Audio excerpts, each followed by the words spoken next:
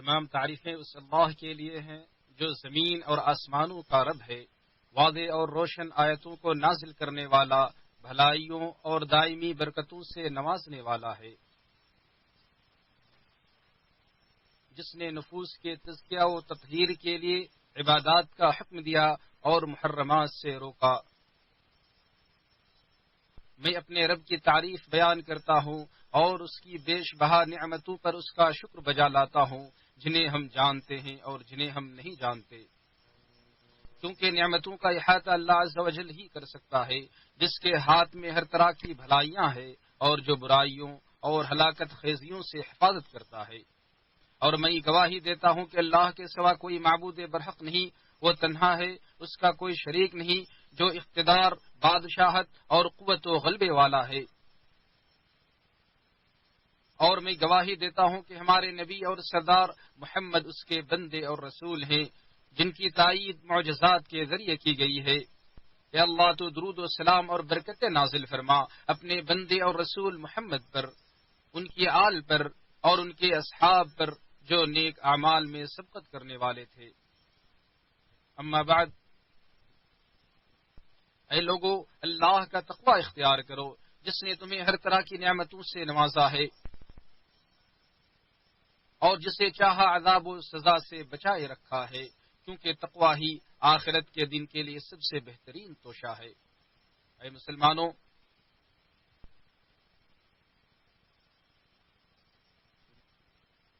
جان لو کہ سب سے بہترین لمحات وہ ہیں جنہیں اللہ نے دوسرے اوقات پر فضیلت دی ہے، بہترین ایام وہ ہیں جنہیں اللہ نے دیگر ایام پر برتری عطا کی ہے، اور بہترین مہینے وہ ہیں جنہیں اللہ نے دیگر مہینوں کے مقابلے میں افضل بنایا ہے، اور بہترین اعمال وہ ہیں جنہیں اللہ نے ان افضل ترین لمحات، ایام اور مہینوں میں مشروع کیا ہے۔ اللہ عز و جل نے ہم مسلمانوں کو ان افضل لمحات، ایام اور مہینوں کے بارے میں بتلایا ہے، ہمارے لیے ان میں نیک اعمال کو مشروع کیا ہے، اور ان میں اور دیگر دنوں میں برے اعمال سے ہمیں ڈرایا ہے، تاکہ ہم نیک کاموں میں خوب جانفشانی کریں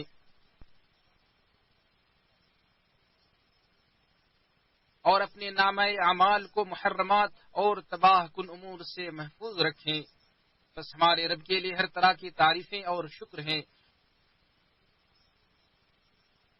کہ اس نے ہمیں وہ چیز سکھائی جو ہمارے لیے نفع بخش ہیں، اور ہمیں ان چیزوں سے ڈرایا جو ہمارے لیے نقصان دہ ہیں۔ ارشاد باری تعالیٰ ہے، جیسا کہ ہم نے تم پر یہ انعام کیا کہ تمہیں میں سے تم نے ایک رسول بھیجا جو تمہارے سامنے ہماری آیات تلاوت کرتا ہے اور تمہیں پاکیزہ بناتا ہے اور کتاب و حکمت سکھلاتا ہے اور وہ کچھ بھی سکھلاتا ہے جو تم پہلے نہ جانتے تھے۔ اور ارشاد باری تعالیٰ ہے، مگر جب امن میسر آ جائے تو اللہ کو اسی طریقے سے یاد کرو جو اس نے تمہیں سکھایا ہے، جسے تم پہلے نہ جانتے تھے۔ اسی طرح اللہ عز و جل نے انسانوں کے سردار محمد صلی اللہ علیہ وسلم سے فرمایا، اللہ تعالیٰ نے تجھ پر کتاب اور حکمت اتاری ہے اور تجھے وہ سکھایا ہے جسے تو نہیں جانتا، اور اللہ تعالیٰ کا تجھ پر بڑا بھاری فضل ہے۔ اور ارشاد باری تعالیٰ ہے، اور تمہیں وہ کچھ سکھایا گیا جو تم اور تمہارے آبا و اجداد نہیں جانتے تھے۔ بس ہر طرح کا فضل اللہ ہی کے پاس سے آتا ہے اور اسی کے پاس جاتا ہے۔ ارشاد باری تعالیٰ ہے، اور یہ کہ آپ کے رب ہی کی طرف پہنچنا ہے، لہذا ہر قسم کی حمد و ستائش اور شکر و سپاس اللہ عز و جل کے لیے ہے، جو لوگ اللہ اور یوم آخرت پر ایمان نہیں رکھتے ہیں، ان کی حالت یہ ہے کہ وہ دنیا کی حقیر اور معمولی اشیاء اور اس کے عارضی مال و متاع کی چمک دمک سے خوش ہوتے ہیں، جیسا کہ اللہ عز و جل نے ان کی حالت قرآن کریم میں یوں بیان کیا ہے، اللہ تعالیٰ جس کے لیے چاہتا ہے روزی میں وسعت دیتا ہے اور جس کے لیے چاہتا ہے تنگ کر دیتا ہے، اور وہ لوگ دنیا کی زندگی پر خوش ہو رہے ہیں، حالانکہ دنیا کی زندگی آخرت کی نعمتوں کے مقابلے میں نہایت حقیر ہے۔ اور اللہ عز و جل نے کفار کے بارے میں فرمایا، تمہارا یہ انجام اس وجہ سے ہے کیونکہ تم زمین میں باطل پر خوش ہوتے اور اس پر اتراتے تھے، دوزخ کے دروازوں میں سے داخل ہو جاؤ جو تم اس میں ہمیشہ رہو گے، تکبر کرنے والوں کا کیسا برا ٹھکانہ ہے۔ دوسری جگہ ان لوگوں سے متعلق فرمایا، ہرگز نہیں لوگوں، بلکہ تم جلدی حاصل ہونے والی چیز یعنی دنیا کو پسند کرتے ہو۔ جو لوگ دنیا کو آخرت پر ترجیح دیتے ہیں اور اپنی دنیا میں مست و مگن ہیں اور آخرت کو فراموش کر بیٹھے ہیں، انہیں چاہیے کہ وہ قوم عاد و سمود اور دیگر نافرمان سابقہ قوموں کے بارے سوچیں اور عبرت پکڑیں کہ کیسے ان کی وقتی لذتیں اور آسائشیں ختم ہو گئی اور ان کے ساتھ حسرتیں، بوجھ، گناہ اور برائیاں ہمیشہ کے لیے باقی رہ گئی۔ ارشاد باری تعالیٰ ہے، اور جو کافر ہیں وہ دنیا میں عیش کر رہے ہیں اور ایسے کھا رہے ہیں جیسے حیوانات کھاتے ہیں، اور ان کا ٹھکانہ آگ ہے۔ اور ارشاد باری تعالیٰ ہے، اے جنوں اور انسانوں کی جماعت، کیا تمہارے پاس تمہیں میں سے انبیاء و رسول نہیں آئے تھے جو تمہیں میری آیتیں پڑھ کر سناتے تھے اور آج کے دن سے تمہیں ڈراتے تھے؟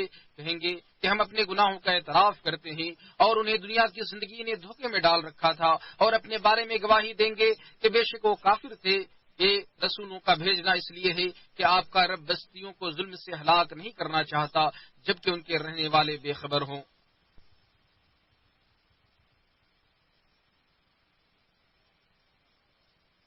اللہ عز و جل نے ہمیں دنیا اور دنیا پرستوں کی یہ قصے سنائے جنہوں نے اسی دنیا کو اپنا قبلہ و کعبہ بنا لیا تھا اور آخرت کو چھوڑ کر اسی دنیا کے لیے مرمٹنے لگے تھے اور اس کی رنگینیوں میں بدمست ہو گئے تھے۔ ارشاد باری تعالیٰ ہے، بے شک جو لوگ ہماری ملاقات کی امید نہیں رکھتے ہیں اور دنیا کی زندگی پر خوش اور مطمئن ہیں اور جو ہماری آیتوں سے غافل ہیں، ایسے لوگوں کا ٹھکانہ ان کے اعمال کی وجہ سے دوزخ ہے۔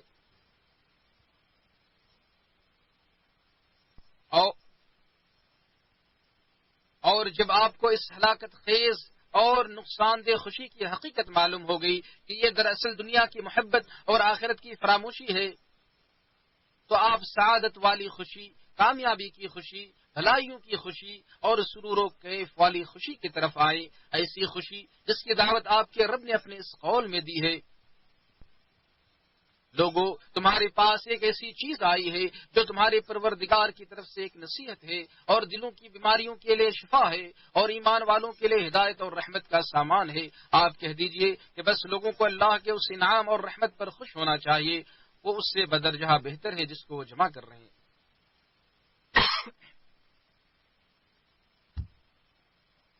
یہ آپ پر اللہ کا رحم و کرم ہے کہ سب سے افضل مہینے میں آپ ہیں اور آپ کے لیے اس میں مختلف عبادات اور برکات کو ایک جا جمع کر دیا ہے جو دوسرے مہینے میں ایک جا نہیں ہے، اور اس میں صرف بدلہ ہی نہیں بلکہ اجر و ثواب کو کئی گنا بڑھا دیا ہے جو کہ دوسرے وقت میں حاصل نہیں ہے۔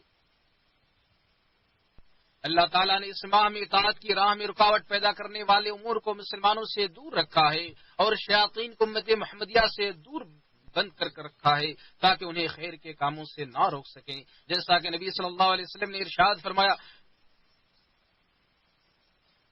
جب رمضان کا مہینہ آتا ہے تو جنت کے دروازے کھول دیے جاتے ہیں، جہنم کے دروازے بند کر دیے جاتے ہیں اور شیطانوں کو زنجیروں میں جکڑ دیا جاتا ہے۔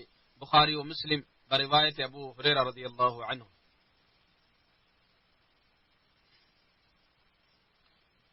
چنانچہ اس بابرکت مہینے میں نماز کی ادائیگی میں حسن و کمال اور اس کی روشنی و چمک ظاہر و باہر ہوتی ہے۔ یہ زکوٰۃ کا مہینہ ہے، اس شخص کے لیے جو اس ماہ کو اس کی ادائیگی کا وقت مقرر کر رکھا ہے اور جو اس میں بندوں پر احسان کرنا چاہتا ہے، بس خوشخبری ہے ان کے لیے جو زکوٰۃ کے مال کو اس کے مستحقین تک پہنچاتے ہیں، اور تباہی ان کے لیے جو زکوٰۃ کو اپنے مال میں شامل کر لیتے ہیں، جو ان کے مال کے فساد و بربادی کا موجب اور برکت کے زوال کا سبب بنتا ہے۔ اور ایسے لوگوں کے لیے قبر میں عذاب ہے، ایسے ازدہے کی شکل میں جو اس کے دونوں جبڑوں کو پکڑیں گے اور اس میں اپنا زہر انڈیلیں گے۔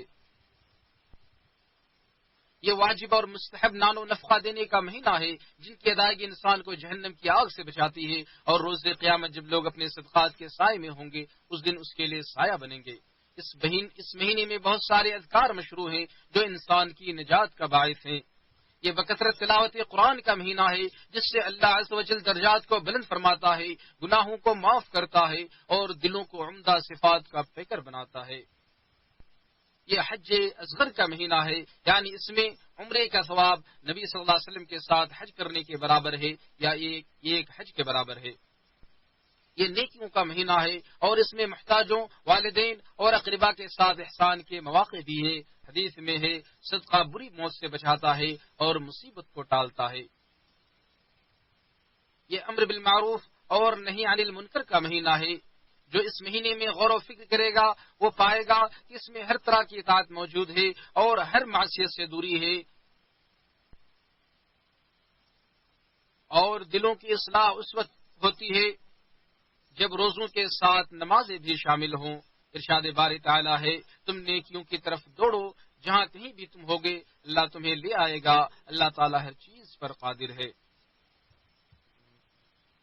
اللہ عز و جل میرے لیے اور آپ کے لیے قرآن عظیم کو بابرکت بنائے اور اس کی آیات اور ذکر حکیم سے ہم سب کو نفع پہنچائے. اللہ رب العالمین بہت زیادہ سخی اور کریم ہے.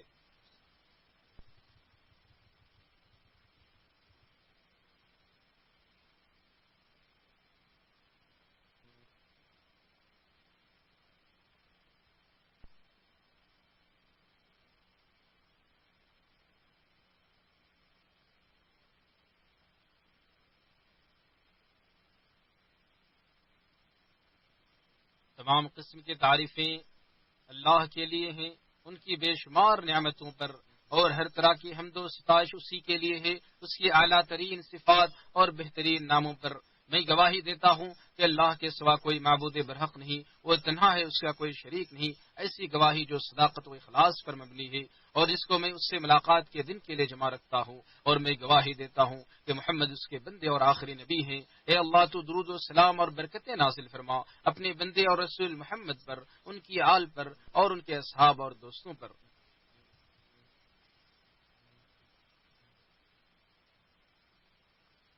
اما بعد، اے لوگوں اپنے رب کا تقوی اختیار کرو تاکہ وہ تمہارے اجر کو بڑھائے اور قبر کے عذاب سے تمہیں نجات دے. وہ شخص کامیاب و کامران ہے جو اس کا تقوی اختیار کرتا ہے، اور وہ شخص نامراد ہے جو اپنی خواہشات کی پیروی کرتا ہے. ارشاد باری تعالیٰ ہے، لہذا تم بھلائی کے کاموں میں ایک دوسرے سے آگے بڑھو. تم سب کو اللہ ہی کی طرف جانا ہے، پھر جن باتوں میں تم اختلاف کرتے رہے وہ سب کچھ تمہیں بتا دے گا. اے لوگوں، دور وہ ہے جو گزر چکا ہوتا ہے، گرچہ گزشتہ کل ہی کو نہ ہو، اور قریب وہ ہے جو آنے والا ہے.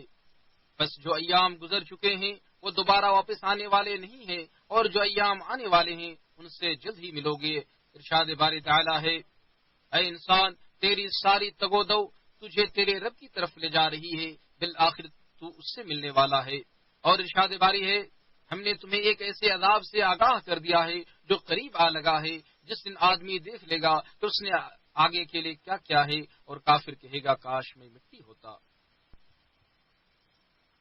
اور جب یہی معاملہ ہے جیسا کہ اللہ عز و جل نے ذکر کیا ہے، تو اپنی ابدی زندگی کے لیے نیک اعمال انجام دو قبل اس کے کہ کوئی شخص کہے ہائے افسوس اس بات پر کہ میں نے اللہ تعالیٰ کے حق میں کوتاہی کی، بلکہ میں تو مذاق اڑانے والوں میں رہا. یا کہے کہ اگر اللہ مجھے ہدایت کرتا تو میں بھی پارسا لوگوں میں ہوتا.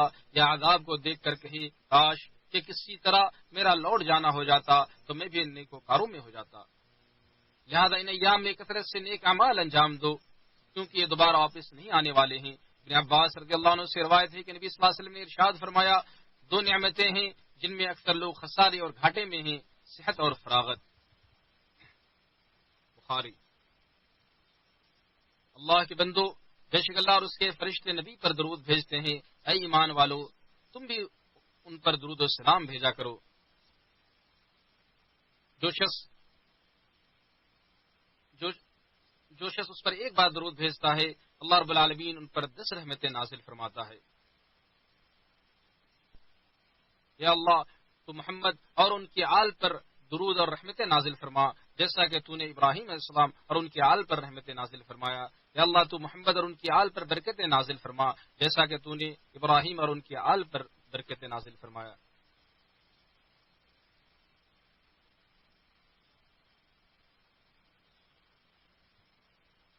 یا اللہ تو صحابہ کرام سے راضی ہو جا، خلفائے راشدین سے راضی ہو جا، ائمہ مہدیین سے راضی ہو جا، ہدایت یافتہ ائمہ سے راضی ہو جا، تمام صحابہ کرام سے راضی ہو جا.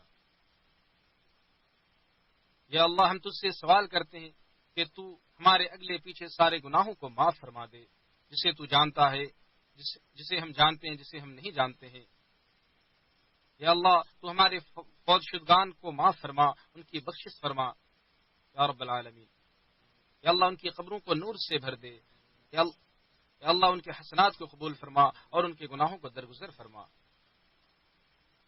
یا اللہ ہم تجھ سے سوال کرتے ہیں کہ تم ہمیں دین پر ثابت قدم رکھ۔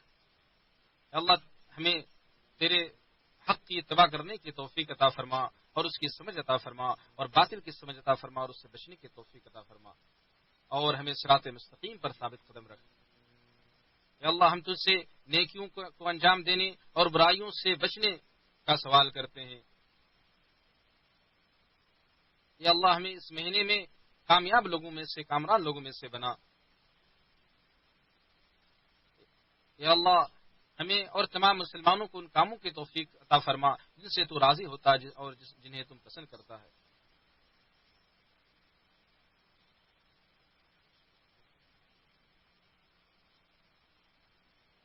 یا اللہ ہم تجھ سے سوال کرتے ہیں کہ ہمارے دلوں کو تو ہدایت دے، ہمارے دلوں کو تو حق پر ثابت قدم رکھ۔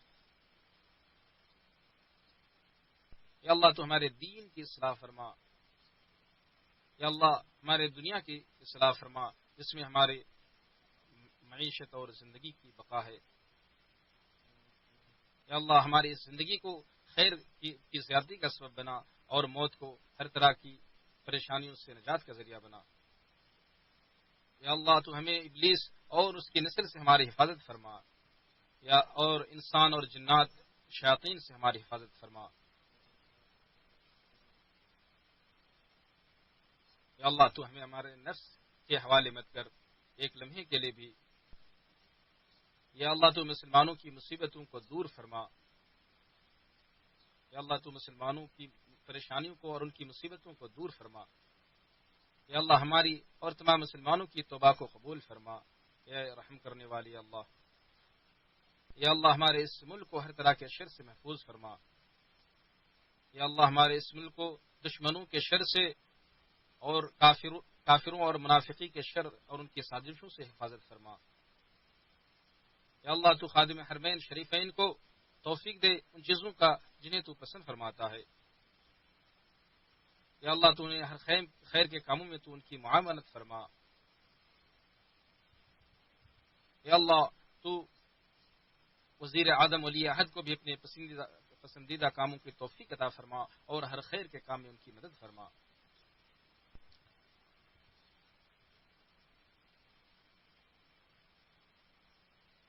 یا اللہ تمام مسلم حکمرانوں کو اپنی رعایا کے لیے رحمت بنا دے۔ یا اللہ ان کے مسلمانوں کے دلوں کو جوڑ دے، انہیں سیدھی راہ کی رہنمائی کر۔ یا اللہ کے بندو، بے شک اللہ انصاف، احسان اور رشتہ داروں کو تعاون دینے کا حکم دیتا ہے اور بے حیائی اور ناپسندیدہ فعل اور سرکشی سے روکتا ہے۔ وہ تمہیں نصیحت کرتا ہے تاکہ تم اسے قبول کر لو۔